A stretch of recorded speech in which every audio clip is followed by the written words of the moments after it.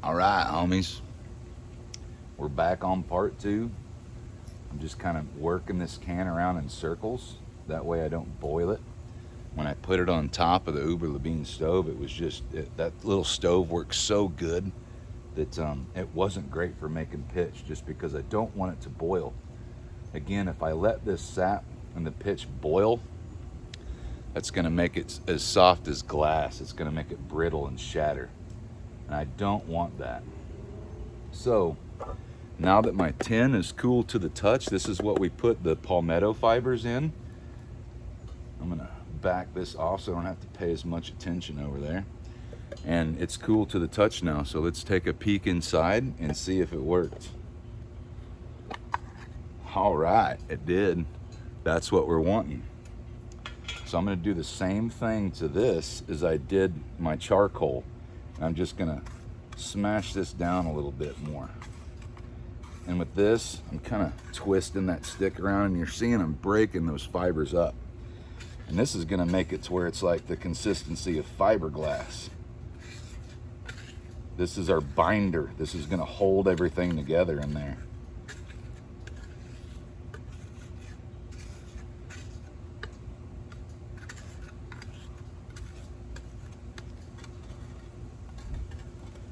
Now I'm sifting this. I'm letting the fine stuff drift down to the bottom. I'm gonna keep working on that bigger stuff.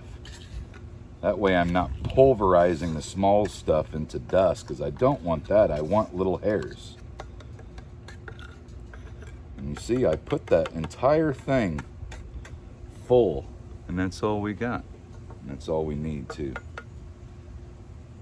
So I'll set this right here. Now, for pouring your pine sap into the filter here that we've designed, a little pop can, this is something that you want to have like a pair of pliers, if you got them. You know, if you're out in the bush, you know, I get it.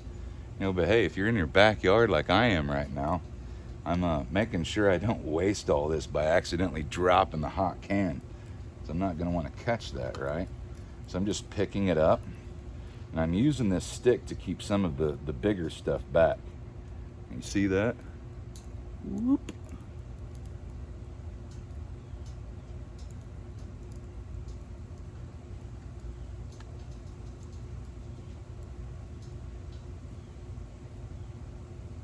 All right. Now that was a majority of that finer stuff. That thicker stuff is from the kind of rocks of pine that we were using, the stuff that I loaded in there lastly. And now we're going to cook those in a little bit more, so we're going to stick those right back over there. We're going to stick this by the fire as well so it stays warm. And you're seeing that that's slowly leaking in there. And this is some really, really, really thick sap right here. So I might decide to use a little bit more of the junk that's in there that I don't necessarily want or need, because for the most part I got a lot of it out before I put it in there, like super big chunks of wood.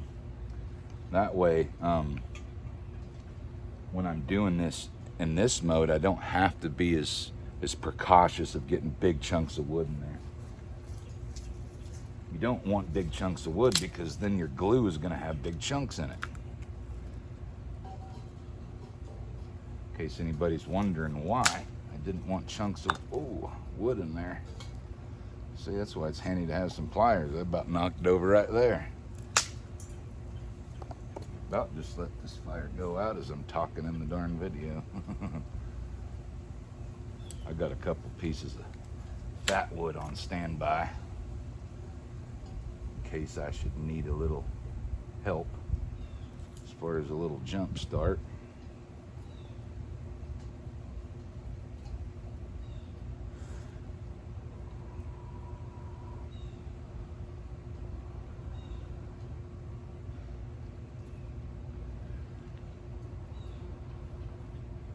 There we go.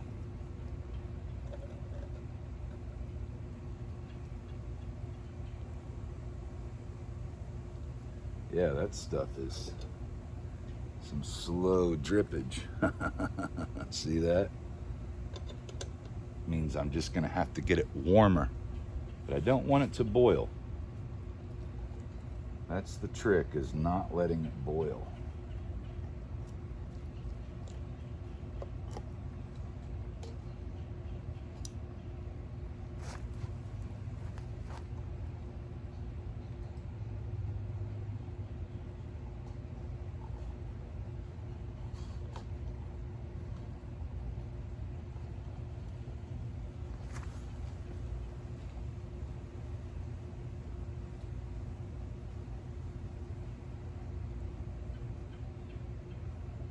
Ahead and putting the rest of this good old gunk in here. We're gonna do a little trick.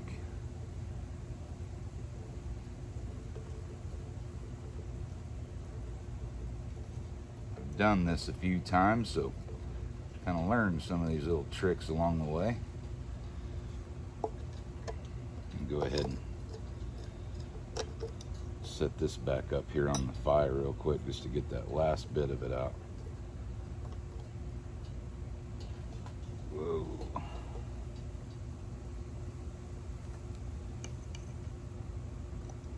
Getting nice and hot in there.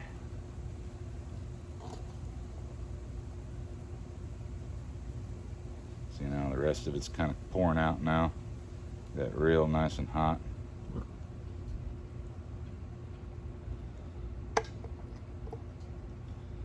Now, I'm going to probably just set this can upside down on a piece of this wood over here.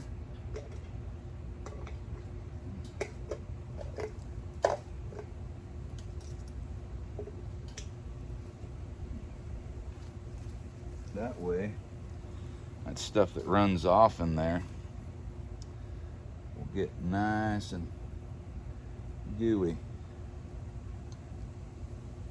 So right now I'm kind of waiting for this fire to back off just a hair. Then I'm going to set this entire can up on top of there. That way there's airspace between, and it's not going to be a hard boil. But while I was saving the fire, you can see that I went a little apey on that one. I didn't quite need that much.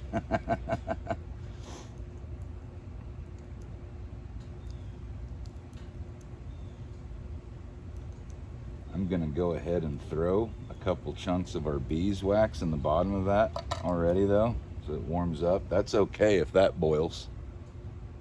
It's this part that I don't want to boil.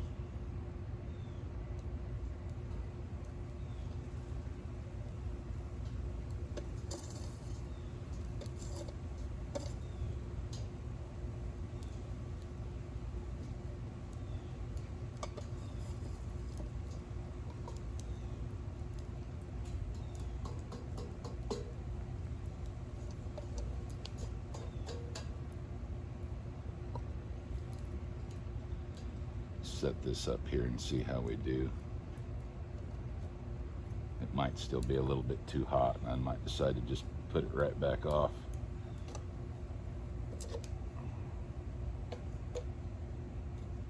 I think it'll be all right.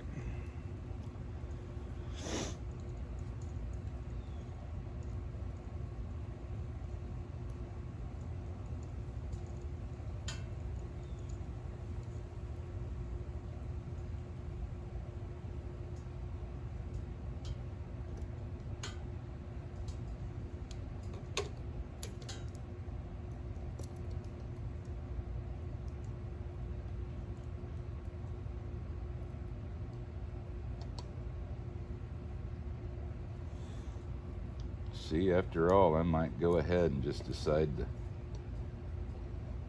use some of that junk in there. Because for the most part,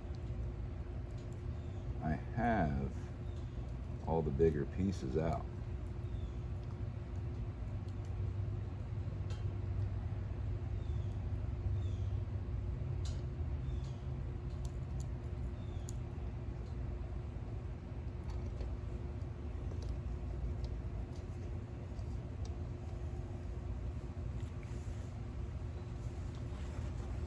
this little paper towel here just in case.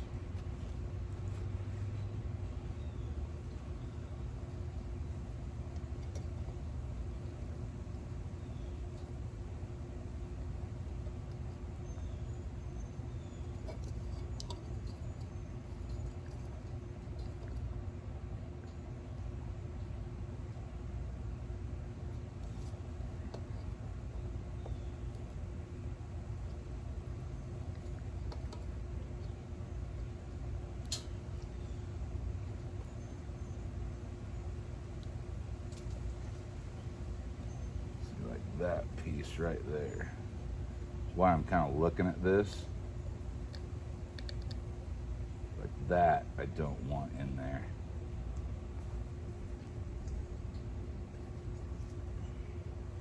I'm gonna just put this back on the initial piece of bark I was using. Because again, that'll be good for starting a fire later.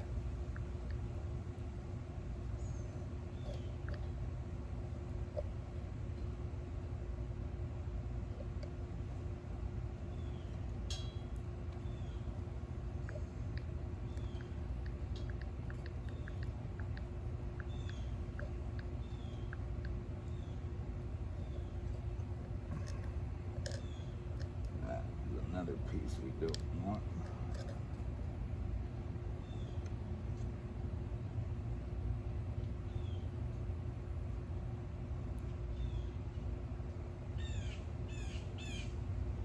All right.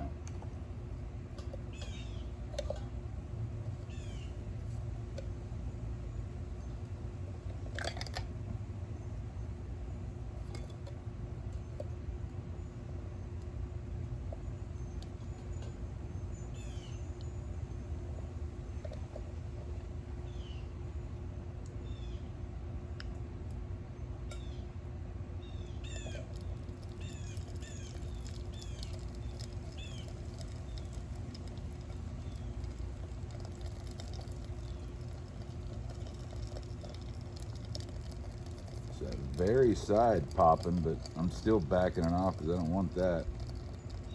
I'm just kind of sifting through this slowly to make sure I got all the big junk out of there, which it sure seems like I do. Now I'll just take this off so I can get a faster clean.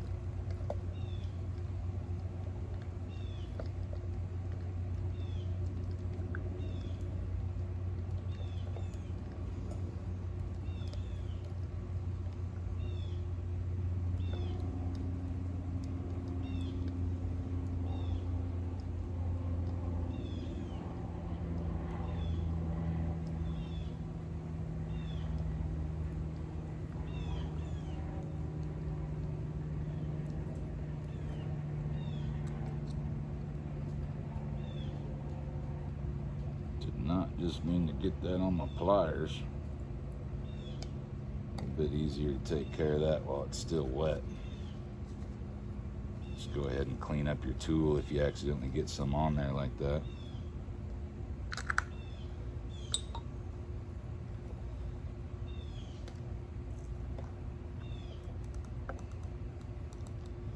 Just kind of sticking it back over that fire to heat it up again. I can get everything that I want out of it.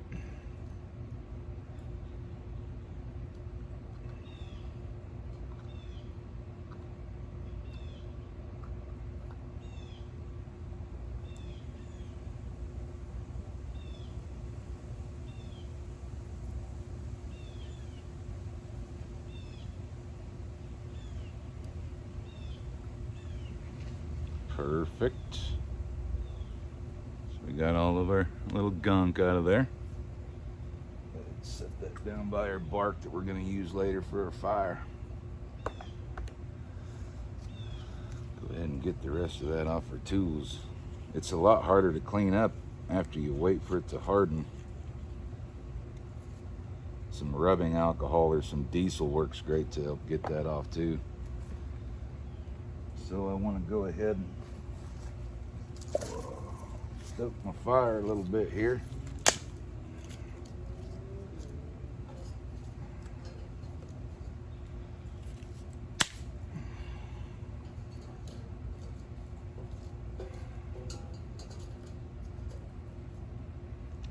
officially let that one go out.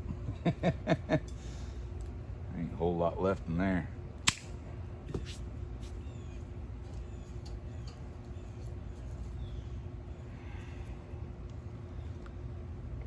Alright. How many minutes we at? 15. Perfect time to stop the vid and we'll go to the next one. See you guys on part 3.